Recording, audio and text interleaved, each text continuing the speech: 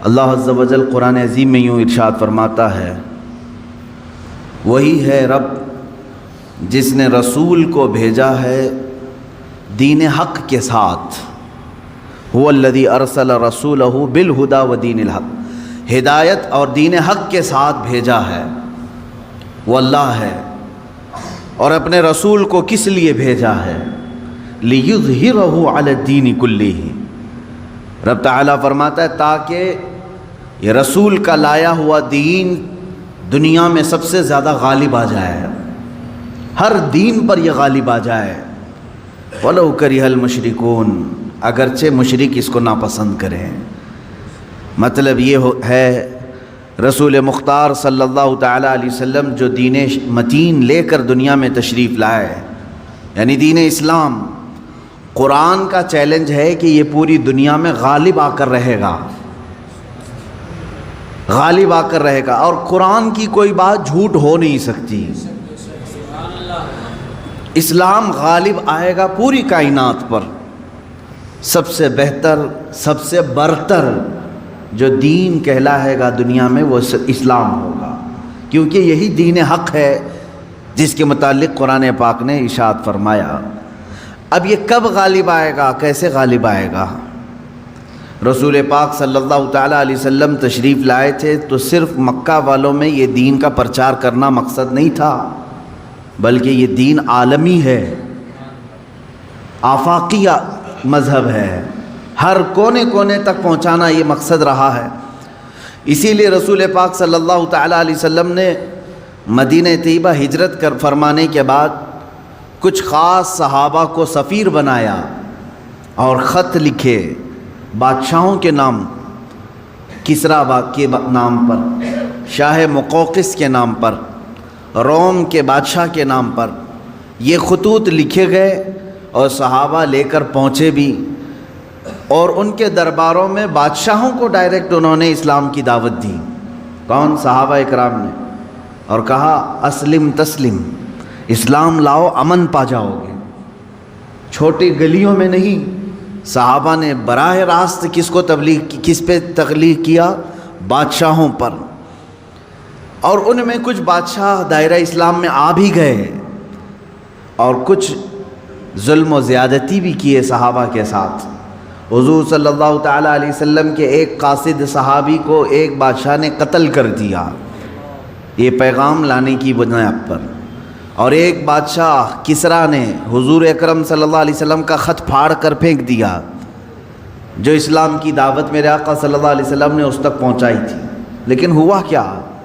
جب واپس خبر آئی مدینہ طیبہ، رسول اکرم صلی اللہ علیہ وسلم کو جب یہ خبر دی گئی تو میرے آقا نے فرمایا، دیکھنا عنقریب جس طرح اس نے میرے خط کو پھاڑا، اللہ اس کی سلطنت کو ٹکڑے کر دے گا۔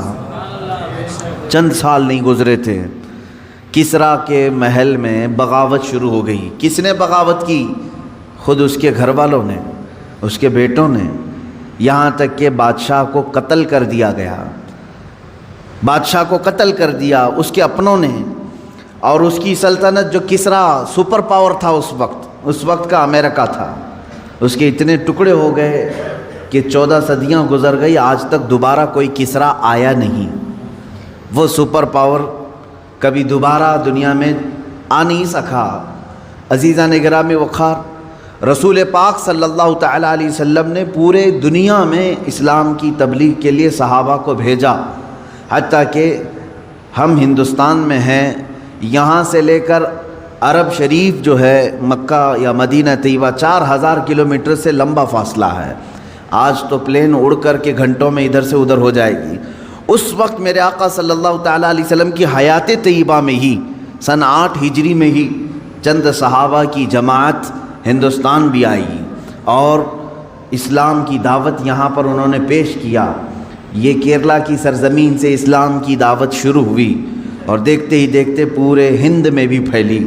چند سالوں کے بعد محمد بن قاسم آئے، ان کے ذریعے سے اسلام کی دعوت اور پھیلی۔ ان کے بعد اور تابعین آئے، پھر سرکار غریب نواز تشریف لائے، اور ان کے ذریعے سے اسلام کی تبلیغ میں کافی اشاعت ہوئی۔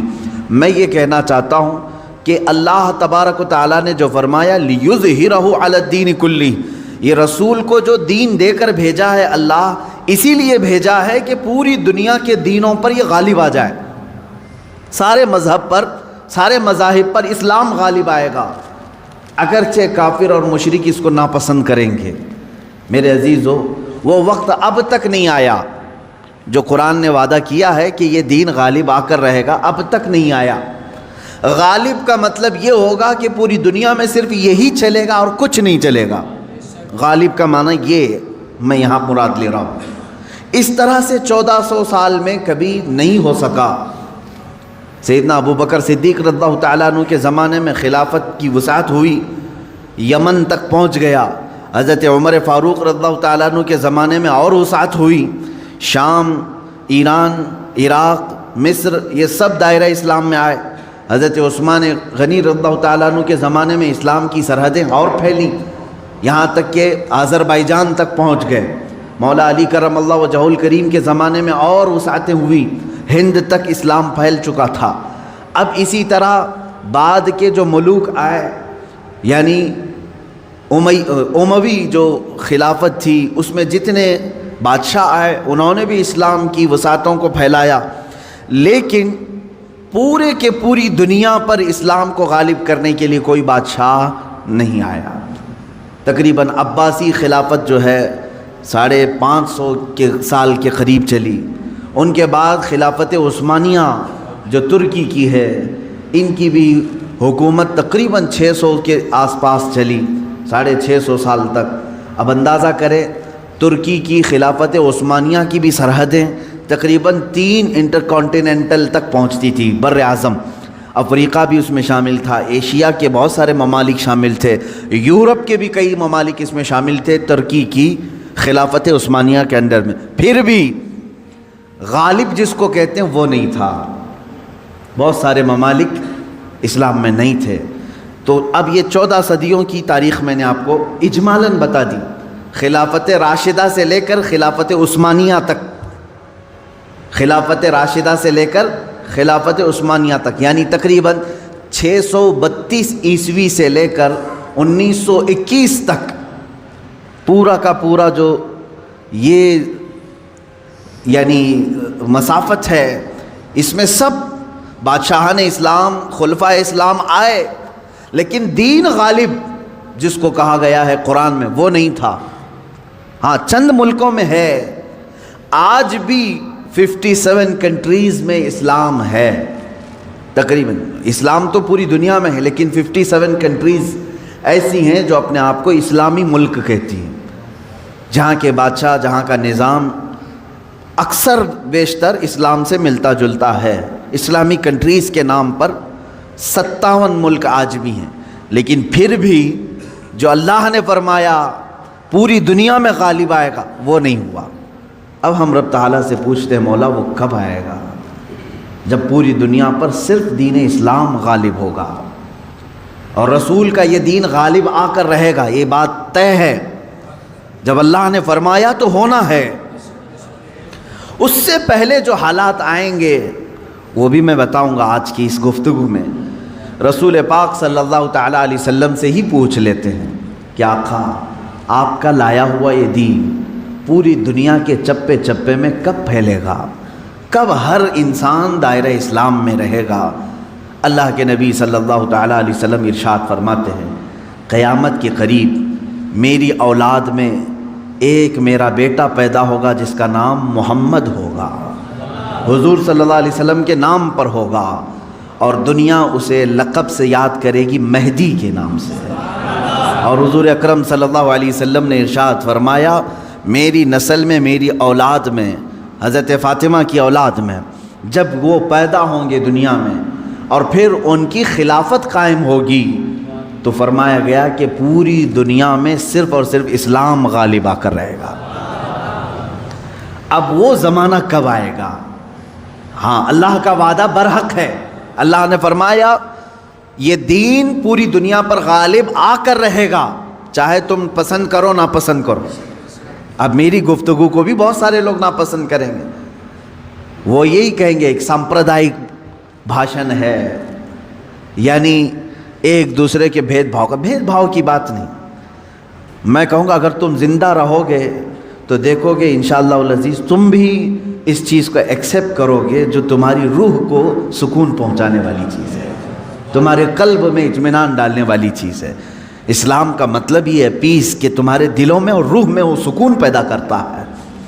عزیزان گرامی وقار، اب رسول پاک صلی اللہ تعالیٰ علیہ وسلم کے فرمان کا مقصد میں آپ کو سمجھاؤں. حضور نے فرما دیا قیامت کے قریب میری اولاد میں میرا ایک بیٹا پیدا ہوگا جس کا نام میرے نام سے مشابہ ہوگا، یعنی محمد، اور اسے پورا زمانہ امام مہدی کے نام سے یاد کرے گا، اور وہ پوری دنیا میں کائنات میں اسلام کو غالب لا کر رہیں گے.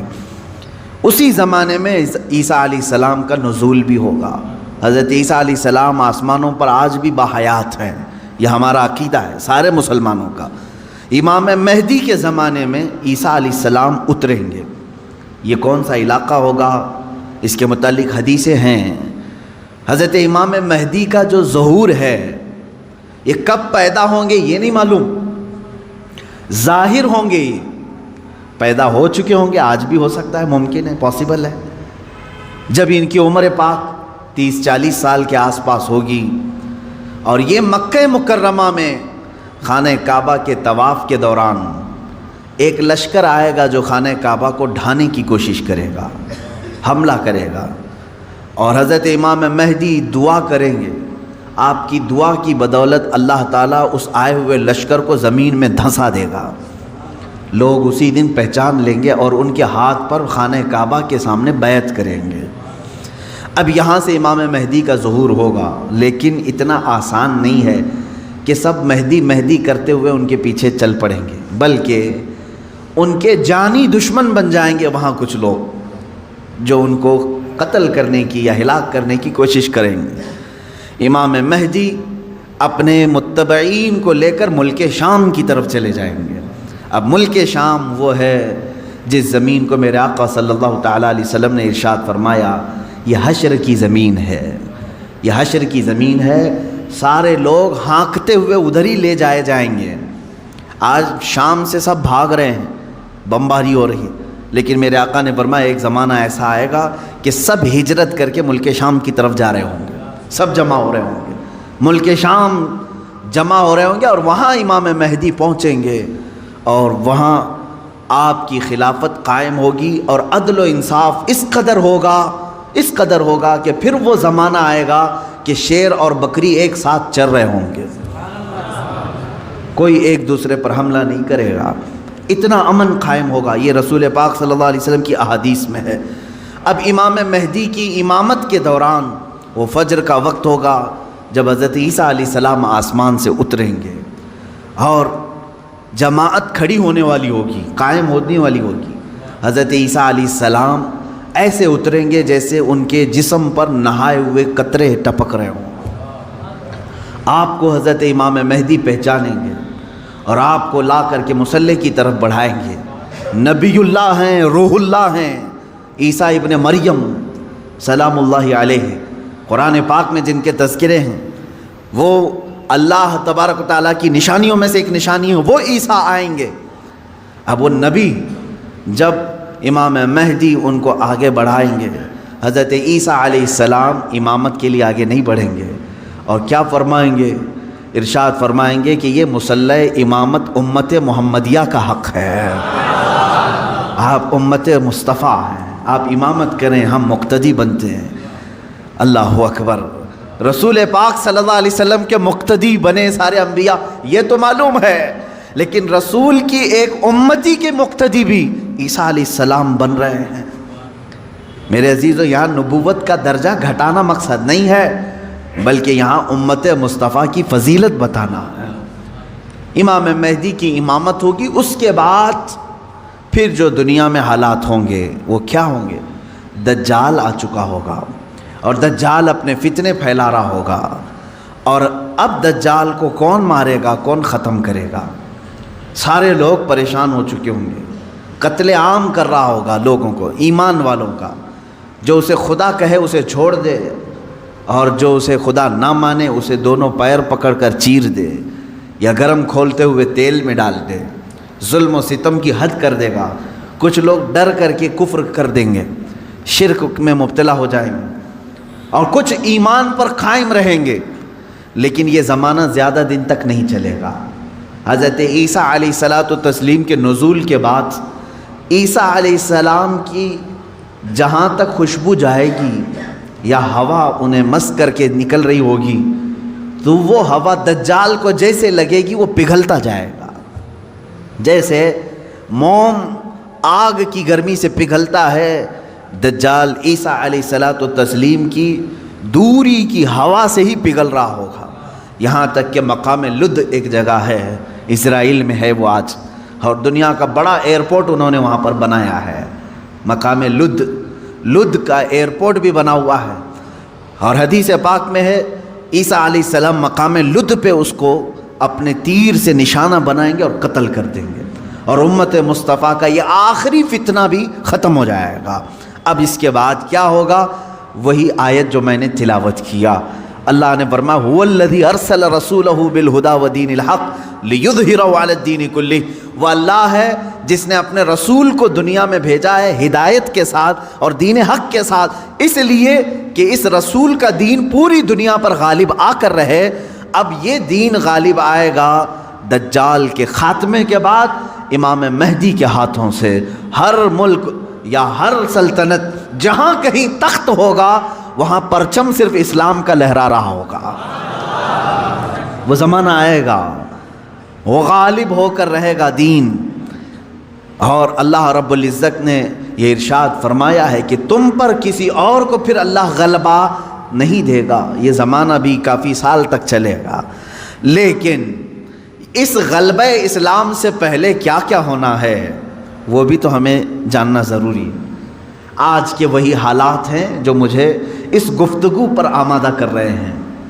میں نے بات تو کہہ دی، آپ کو حدیث کی روشنی میں بتا دیا کہ اسلام غالب آئے گا پوری کائنات پر دجال کے خاتمے کے بعد اور امام مہدی کے ہاتھوں سے۔ اب یہ دو بڑی نشانیاں حضور نے فرمائی، ایک تو حضور کی آل میں سادات میں امام مہدی پیدا ہوں گے، دوسرے کہ دجال آئے گا۔ یہ دونوں کا زمانہ ایک ہے۔ یہ کب ہوگا؟ کیا اس سے پہلے کچھ نشانیاں ہیں کہ دجال آنے والا ہے؟ میرے عزیزو، ہم سے زیادہ نشانیاں یہودی پڑھ کر کے انتظار میں ہیں، عیسائی پڑھ رہے ہیں۔ ایک بات یاد رکھیں، دجال کے دشمنوں میں ہم ہیں اور عیسائی ہیں۔ وہ دجال کو بھی اپنا دشمن سمجھتے ہیں، عیسائی، وہ اینٹی کرسٹ ہے، عیسائیوں کا بھی وہ دشمن ہے، لیکن یہودی اس کو اپنا مسیحا سمجھتے ہیں۔ وہ کہتے ہیں ہمیں نجات دلانے والا، ہمیں پوری دنیا میں غالب کرنے والا۔ جیسے آج ہم حدیث پاک پڑھ کر کے کہہ رہے ہیں امام مہدی آئیں گے اور پوری دنیا میں اسلام غالب ہوگا، یہودی یہ کہتے ہیں لوسیفر آئے گا یا دجال آئے گا، جس کو وہ مسیحا کہہ رہے ہیں، اور وہ ان کو نجات دلائے گا سارے ظلموں سے اور پوری دنیا میں ان کی حکومت قائم کرنے میں ان کی مدد کرے گا۔ اور اس لیے دجال کے آنے سے پہلے جو جو نشانیاں ہونی ہیں یہ یہودی خود کر کے دکھا رہے ہیں۔ کیا ہے؟ بڑی مقدس کتابوں میں یہ باتیں لکھی گئی ہیں۔ دیکھنا دجال کے آنے سے پہلے دنیا میں ایک بڑی علامت یہ ظاہر ہوگی کہ دنیا حق کو باطل بنا کر پیش کرے گی اور باطل کو حق بنا کر پیش کرے گی۔ یہ ہے آج سچ کو جھوٹ میں تبدیل کر کے دکھا دیا جائے، شعبدہ بازی، اور اچھے خاصے لوگ بھی، پڑھے لکھے لوگ بھی اس کو جھوٹ سمجھنے لگ جائیں، یعنی سچ کو جھوٹ بنانا اور جھوٹ بات کو سچ سمجھانا۔ یہ اس کام میں اگر سب سے زیادہ مہارت کسی کو ہے تو یہ دجالی میڈیا کو ہے۔ میڈیا آج دجال کے آنے کے راستے ہموار کر رہی ہے، اور خود عالمی میڈیا کی بات کر رہا ہوں میں، پوری دنیا کی میڈیا اس میں ملوث ہے۔ ذہنوں کو ڈائیورٹ کر دینا، اصل مدعے سے بھٹکا دینا، یہ کام کون کر رہا ہے آج؟ سب سے زیادہ میڈیا کر رہی ہے۔ میرے عزیزو، سچ بات کو جھوٹ بنا کر پیش کرنا یہ دجال کے آنے سے پہلے ہوگا اور کثرت سے ہوگا، کثرت سے ہوگا۔ یوں سمجھ لیں ایک پرہیزگار متقی شخص کو لا کر کھڑا کر دیا جائے گا اور اسے 100 لوگ بولیں گے یہ چور ہے، چور ہے، چور ہے، اور دنیا سمجھنے لگے گی کہ ہاں شاید چور ہے، دنیا سمجھنے لگ جائے گی. یعنی تقریباً 90% لوگ ان کی باتوں پر یقین کرنے لگ جائیں گے کہ شاید یہ چور ہے، شاید یہ چور ہے. اور اسی طرح کسی ظالم منحوس چور کو لا کر کے وہ کھڑا کریں گے اور کہیں گے یہ پرہیزگار ہے، یہ پرہیزگار ہے، یہ پرہیزگار ہے، اور دنیا اس کو پرہیزگار سمجھنے لگ جائے گی. کیا یہ دونوں چیزیں آج کرنے کے لیے پوری social media, internet, news channels نہیں ملوث ہیں اس میں؟ چوروں کو حکومت پر بٹھا کر کے ان کی فضیلت بیان کرنا ہندوستان سے زیادہ ہمیں کہاں نظر آئے گا؟ سب سے زیادہ ہمیں یہاں نظر آتا ہے جو پورے کے پورے ملک کو گبن کر کے بیٹھے، اسے مسیحات اور اسے لوگوں کا ایسا بے کسوں کا کس جس کو کہا جائے ایسا بنا کر پیش کرنا، یہ میڈیا کا رول ہے. عزیزان گرامی وقار، پورے ذہنوں کو ڈائیورٹ کیا جائے گا اور تقریباً یہ جادو کی طرح اثر کر جائے گا لوگوں پر. مثال کے طور پر ایک جادوگر کسی محلے میں آتا ہے، شعبدہ بازی دکھاتا ہے. پہلے تو ہوتا تھا سڑکوں پر ہی کھڑے ہو جاتے تھے، سانپ کا کھیل دکھانے والے، یا کسی بچے کو لیٹا کر چادر اوڑھا کر اس کی گردن الگ کر کے دکھانے والے، یہ شعبدہ بازی ہوتی تھی. لیکن ایک بات یاد رکھیں، لوگ گھیرا ڈال کر دیکھتے تو ہیں، اس میں 90% لوگ صحیح سمجھ لیتے تھے، جبکہ وہ آنکھوں کا دھوکہ ہے. بہت ساری چیزیں اتنے شارپ طریقے سے وہ جادوگر کر کے دکھاتا ہے کہ تمہاری آنکھوں کو دھوکہ ہوتا ہے. لیکن میرے عزیزوں، اسی مجمع میں 5 یا 10% ایسے لوگ بھی ہوتے ہیں جو اس کے ان کاموں پر یقین نہیں کرتے. ہے ہر زمانے میں جہاں پر بھی جو جادو دکھا رہا ہے اس کے مجمع میں پورے 100% لوگ یقین کرنے والے نہیں ہوتے. چند لوگوں کے دلوں میں شک ہوتا ہے کچھ تو اس نے گڑبڑ کیا ہے. اب یہ وہ لوگ ہوتے ہیں جن کی عقل سلیم ہوتی ہے اور دل پاک ہوتا ہے، ان کے اوپر جلدی جادو اثر نہیں کرتا. اسی طرح میرے عزیزوں، آج کے زمانے میں یہ جو دجالی نظام قائم ہے اس کا اثر بھی بھولے بھالے لوگوں میں تقریباً ہو جاتا ہے، لیکن سلیم فطرت والے جو عقل سلیم رکھتے ہیں ان پر ان کا جادو اثر نہیں کرے گا. اب آپ سب کو میں پہلے سے آگاہ کر رہا ہوں، اپنے ذہن کو، اپنے عقل کو سلیم بنا کر کے رکھو. یہ کیسے رہے گا؟ اللہ کی باتوں پر یقین رکھو اور اس کے علاوہ جو بھی کہے گا، اللہ اس کے رسول کے علاوہ جو بھی کہے گا وہ سچ بھی ہو سکتا ہے، جھوٹ بھی ہو سکتا ہے، مگر میرے مولا کے قول میں جھوٹ کی طرف شائبہ بھی نہیں، سچ ہی ہوگا. جب تمہارے ذہنوں میں یہ بات آئے گی تو پھر تم دنیا کو 100% ایمان لانے والے، یقین کرنے والے نہیں رہیں گے. آج دیکھ رہے ہیں آپ، میں مسلسل پچھلے 1 ہفتے سے دیکھ رہا ہوں، فرانس میں جو گستاخی ہوئی اور اس کے پاداش میں جو کچھ بھی حالات ہوئے سب کو معلوم ہے. فرانس میں جو کچھ ہوا اس پر ڈیبیٹ انڈیا میں بھی چل رہا ہے. ہندوستان کے ہر نیوز اینکر اس کو لے کر کے گرما گرم بحث کر رہے ہیں، اور کچھ ایسے لوگوں کو لا کر بٹھایا جاتا ہے، مجھے ان کے بارے میں معلوم نہیں، وہ پیڈ ہوتے ہیں یا بکے ہوئے ہوتے ہیں یا ان کو اسکرپٹ یعنی سکھائی جاتی ہیں، لکھ کر کے دیے جاتے، پتہ نہیں کون لوگ بیٹھتے ہیں. آپ کو عام لوگ ہیں آپ، مجھے معلوم ہے، لیکن میں آپ کے سامنے گفتگو کر رہا ہوں. سنیے، ایک اسکول کا ٹیچر بلیک بورڈ پر کارٹون بناتا ہے رسول پاک صلی اللہ علیہ وسلم کا. اس کی شکایت بھی ہوتی رہی لیکن وہ باز نہیں آیا، اور اسی علاقے کا کوئی ایک نوجوان اس سے برداشت نہیں ہوا، اس نے جا کر کے اس کا سر قلم کر دیا. یہ ہے، معلوم ہے آپ کو، یہ رپورٹ ہے، آپ کو معلوم ہے. اس نے سر قلم کر دیا، وہ اس کا اپنا پرسنلی معاملہ تھا، عبداللہ شیشانی جو بھی ہے. اب اس کو کیا چھوڑ دیا؟ لوگوں نے چھوڑ دیا عبداللہ کو، بلکہ اسی وقت گولیوں سے بھون دیا. فرانس کی پولیس نے ختم کر دیا. دونوں ختم ہو گئے، جن کے دونوں کے معاملات تھے وہ چلے گئے. اب میں ایک جملہ کہتا ہوں، تمہارے نزدیک عبداللہ شیشانی ٹیررسٹ ہے، یعنی اس نے سر قلم کیا اس لیے یہ ٹیررسٹ ہے۔ ہمارے نزدیک رسول کا خاکہ بنانے والا سب سے بڑا ٹیررسٹ، ظاہر سی بات ہے۔ اب فیصلہ یہی ہوگا، تمہارے نظر میں جو ٹیررسٹ تھا اس نے اس کو قتل کیا جو ہمارے نظر میں ٹیررسٹ تھا۔ بہرحال یہ معاملہ ہو گیا یا ختم ہو گئی بات۔ لیکن میرے عزیزو، اس واقعے کے بعد فرانس کی حکومت کو کسی ایک کی طرفداری کر کے گورنمنٹ بلڈنگوں پر حضور پاک صلی اللہ علیہ وسلم کے خاکے لگانے کا کیا مقصد تھا؟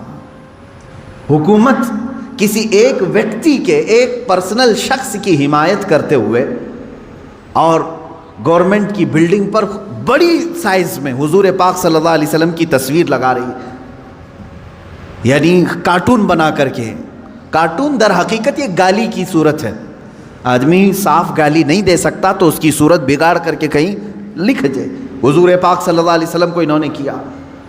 اب پوری دنیا بھر کے مسلمانوں میں جو غصہ ہے میرے عزیزو، یہ قتل جو ہو چکا تھا وہ 8 دن پہلے ہو گیا، 10 دن پہلے ہو گیا، معاملہ ختم ہو گیا۔ اس قتل پر کسی نے احتجاج نہیں کیا، کہیں ہے کہ پروٹیسٹ نہیں ہوا۔ پوری دنیا بھر کے مسلمان جو راستوں پر آئے یا پروٹیسٹ کیے، کس کے متعلق؟ فرانس کی حکومت نے جو یہ غلطی کی ہے، اپنی عمارتوں پر، گورنمنٹ کی بلڈنگوں پر جو رسول پاک کے خاکے لگائے، اس کے خلاف پوری دنیا بھر کے مسلمانوں کو غصہ ہے اور سب آئے۔ یہ بات صاف صاف میں بتا رہا ہوں آپ کو، سنیے۔ آپ کا میرا غصہ بھی کس پر ہے؟ دیکھیں، ٹیچر کا معاملہ ختم ہو گیا، اس نے کیا تھا، سامنے والے نے مار دیا، وہ معاملہ ختم ہو گیا، وہاں ختم ہو گئی چیز۔ اور جس نے قتل کیا اس کو بھی تم لوگوں نے نہیں چھوڑا، وہ بھی اس کو بھی گولیوں سے مار دیا، معاملہ ختم۔ لیکن ایک گورنمنٹ کا بلڈنگ پر اس طرح سے تصویریں لگانا، یہ در حقیقت پوری دنیا کے مسلمانوں کو جھنجھوڑنا تھا، پوری دنیا کے مسلمانوں کے دلوں پر ضرب لگانا تھا۔ اب ہم پروٹیسٹ کیے، آپ پروٹیسٹ کیے، ہم نے کہا، لیکن ہندوستان میں آنے کے بعد اب دجالی نظام کی جو میڈیا ہوتی ہے یہ کیا کرتی ہے؟ پورے بحث کو ڈائیورٹ کرتی ہے، پورے مدعے کو ڈائیورٹ کرتی ہے۔ یہ سارے جتنے پروٹیسٹ ہو رہے ہیں، نیوز والے اسے کیا دکھا رہے ہیں جانتے ہیں آپ؟ نیوز والے یہ دکھا رہے ہیں کہ دیکھو، ایک ٹیررسٹ کے حمایت میں اتنے مسلمان ہندوستان کی سڑکوں پر آ گئے، یعنی عبداللہ شیشانی نے جو قتل کیا ٹیچر کا، اس کی حمایت میں یہ سارے لوگ کھڑے ہیں اور پورا ڈیبیٹ اسی پر چل رہا ہے۔ کیا آپ لوگ ہندوستان میں رہ کر کے ایک قتل کی حمایت کرتے ہیں، ایک قتل کی حمایت کرتے ہیں؟ ہم نے کہاں یہ قتل کے متعلق پروٹیسٹ کیا ہے؟ بتاؤ ذرا صحیح۔ اس عبداللہ نامی لڑکے کا کسی ایک کے ہاتھ میں بینر آیا پوری دنیا میں کہیں پر کہ اس کے قتل کی حمایت میں پروٹیسٹ ہو رہا ہے؟ میرے عزیزو، پورے مدعے کو ڈائیورٹ کرنا یہ میڈیا کا کام ہے، جبکہ انہیں معلوم ہے کہ پوری دنیا کے مسلمان جو پروٹیسٹ کر رہے ہیں وہ قتل کے متعلق نہیں، بلکہ وہ فرانس کی گورنمنٹ کی حرکتوں پر پروٹیسٹ کر رہے ہیں۔ اب اس کی ایک مثال میں آپ کو بتا دوں۔ یہ میڈیا اینکرز یہ کہتے ہیں کہ فرانس کا وہ اندرونی معاملہ ہے، وہ اندرونی معاملہ ہے، وہ چاہیں ان کو فریڈم آف ایکسپریشن ہے، وہ سیکولر ہیں، وہ چاہیں تو کسی ایک ویکتی کی حمایت کریں اور بلڈنگ کی پوری تصویر لگا دیں رسول پاک صلی اللہ تعالیٰ علیہ وسلم کی تصویر سے۔ میرے عزیزو، اگر یہ فرانس کا اندرونی معاملہ ہے تو انڈیا میں ڈیبیٹ کیوں ہو رہا ہے؟ آپ کے نیوز روم میں یہ بحث کیوں ہو رہی ہے؟ آپ یہ سمجھیں، اس زمانے کا سب سے بڑا خطرناک جال یہ میڈیا ہے، نیوز کا جو۔ اب ظاہر سی بات ہے، یہ ہماری بھی کلپس اٹھا کر کے چلائیں گے اور پھر ہمیں بھی بتائیں بھڑکاؤ مولانا ہے، سامپردائک پھیلانے والے ہیں، ہماری گفتگو کو کاٹ کر کے پیش کریں گے، ان کا کام ہی وہ ہے۔ لیکن میں آپ کو بتاؤں کہ پورے ہندوستانی مسلمانوں کے دماغ کو ڈائیورٹ کر رہے ہیں، کہ تم لوگ جو پروٹیسٹ کر رہے ہو ایک قتل کی حمایت میں کیسے پروٹیسٹ کر رہے ہو؟ ان سے کوئی بھی ڈیبیٹ میں بیٹھنے والا یہ نہیں کہہ رہا ہے، بلکہ وہاں ثابت کرنے کی کوشش کر رہے ہیں قتل ایسا ہو سکتا ہے، ویسا ہو سکتا ہے۔ میرے عزیز، یہاں کہنا تو یہ چاہیے تھا قتل ہوا اور اس کے مقابل میں جس نے قتل کیا اس کا بھی قتل ہو گیا۔ ہم اس مدعے پر بات نہیں کر رہے ہیں، ہم تو گورنمنٹ کے خلاف بات کر رہے ہیں جو فرانس کی حکومت نے اپنی عمارتوں پر میرے آقا کی تصویر کشی کی ہے، ہم اس کے خلاف کھڑے ہیں۔ اب مجھے ایک بات بتائیں، کیا کسی ایک شخص کے کچھ ایسا قتل کرنے کی بنیاد پر پوری دنیا بھر کے 180 کروڑ مسلمانوں کے نبی کی توہین کرنا جائز ہو سکتا ہے؟ جائز ہو سکتا ہے؟ مجھے یہ بتاؤ کہ اگر کسی ایک ہندو نے ٹیرر اٹیک کیا کسی پر، تو کیا کروڑوں ہندوؤں کے بھگوان کی تصویر لگا کر کے اس کی مذمت کی جا سکتی ہے؟ ہم اس کے قائل نہیں۔ ایک ہندو نے اگر ٹیرر اٹیک کیا کسی پر تو کروڑوں ہندوؤں کے رام کرشن کی تصویر کشی کرنا اس کی اجازت نہیں دیتے ہم۔ سارے مذہب کے جو دیوی دیوتا ہیں ہم ان کو کرٹیسائز کہاں کر رہے ہیں؟ عزیزان گرامی وقار، یہ اسلام ہے جو انصاف سکھاتا ہے۔ اگر کسی ایک کے ساتھ کچھ معاملہ ہوا ہے تو اس کے پورے گھر کو لے کر کے نہ گرفتار کرو، اس کے پورے دین پر انگلی نہ اٹھاؤ۔ آج یہی دنیا میں ہو رہا ہے، اور پوری دنیا میں مجھے تو یہ سمجھ میں نہیں آتا ان پر کیس کیوں نہیں ہوتا، یہ میڈیا اینکرز پر۔ یہ سیدھے یہ جملہ بار بار کہتے ہیں اسلامک آتنکواد نے حملہ کیا، اسلامک آتنکواد نے حملہ کیا۔ جانتے ہیں آپ، کبھی ان لوگوں نے نیوزی لینڈ میں ہونے والے اس حملے کو عیسائی آتنکوادی کہا تھا جو ایک ظالم وحشی نے بندوق سے 60-70 مسلمانوں کو جو نماز میں تھے قتل کر دیا، شوٹ کر دیا؟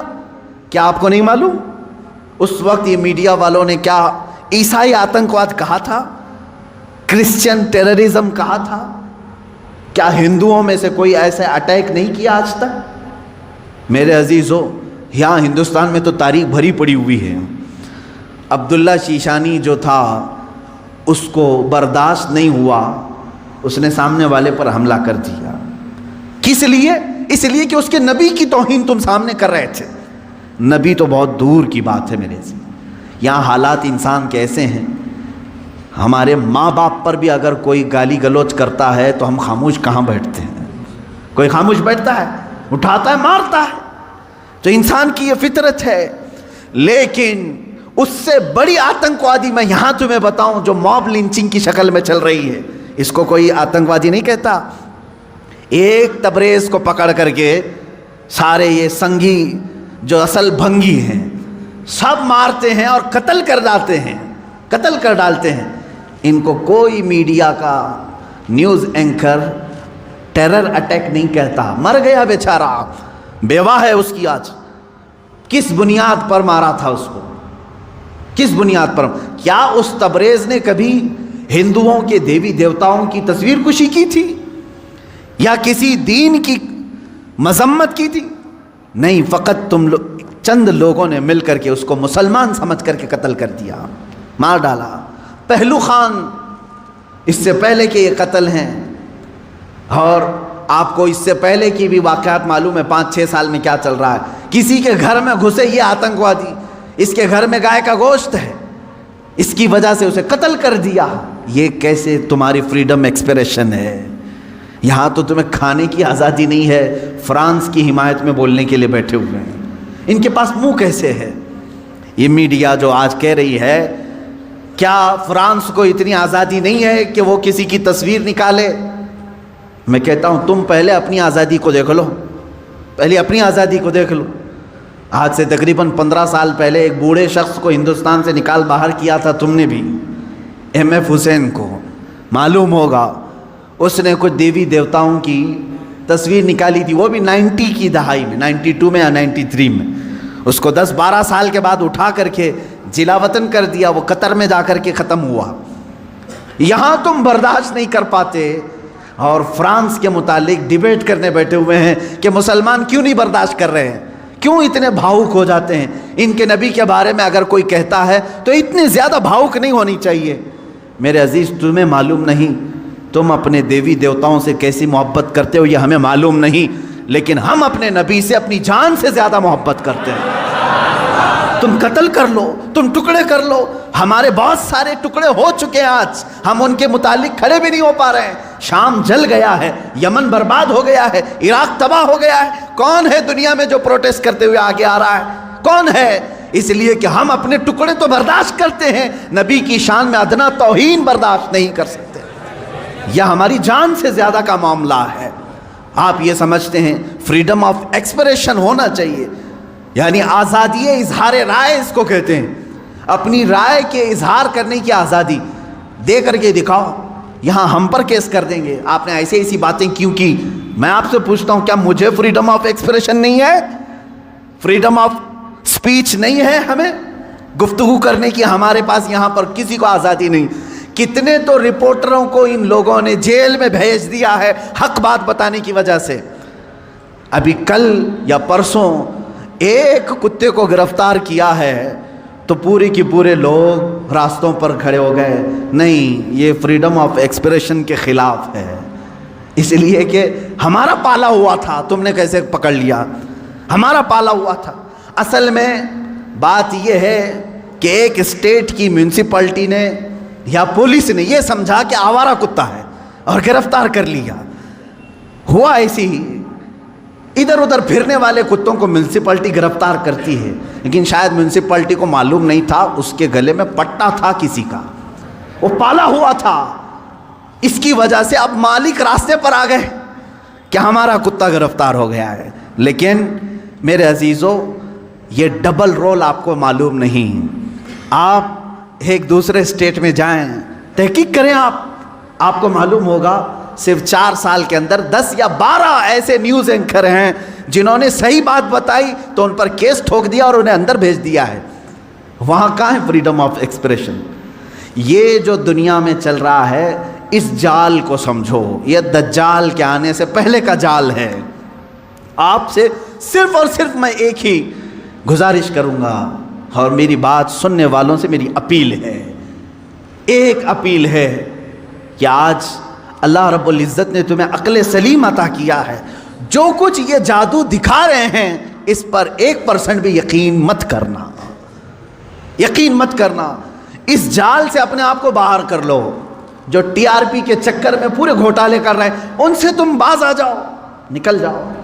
دنیا کی خبریں دیکھنے کے لیے آپ کو صرف اور صرف ان کی بکواس دیکھنا ضروری نہیں ہے۔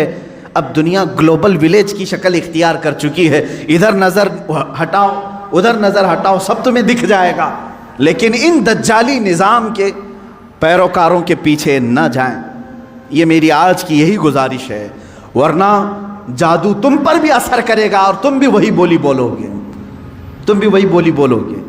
4-5 سال کے اندر ان لوگوں نے ایسا ہی فیلڈ بھی بنائی، جو پہلے کٹر دشمن تھے وہ آج کٹر حامی بن گئے، ان کے جے جے کار کرنے لگے، یہ بھی آپ نے دیکھا ہوگا۔